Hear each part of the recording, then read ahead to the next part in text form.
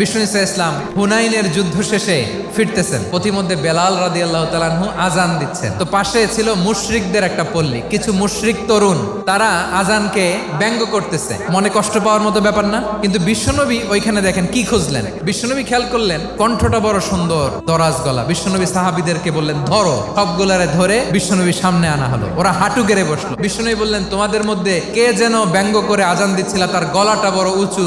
আবু মাহজুরা বলে আমার বন্ধুরা সবাই আমার দিকে আঙ্গুল দেখায়। আবু মাহজুরার মাথায় হাত দিয়ে বললেন এবার আজান দাও দেখি। আবু মাহজুরা বলে আমি তো আজান দিতে জানি না। বিশ্বনবী বললেন তাহলে আসো আমি তোমারে শিখাই দেই। বিশ্বনবী একটা বাক্য পরে, আবু মাহজুরা পরে, বিশ্বনবী পরে, আবু মাহজুরা পরে। আবু মাহজুরা বলে এক একটা বাক্য পড়ি আমার কলিজাটা গলে ঠান্ডা হয়ে যায়। বিশ্বনবীর সাথে দাঁড়িয়ে উনি শাহাদা পড়ে মুসলমান হয়ে গেলেন। বিষ্ণু ইসলাম বললেন যাও আবু মাহজুরা, আমি তোমাকে পৃথিবীর শ্রেষ্ঠতম মসজিদ মক্কার মসজিদুল হারামের মুয়াজ্জিন হিসেবে অ্যাপয়েন্ট করে দিলাম। দেখছেন কিভাবে ট্যালেন্ট হান্টিং করতে হয়।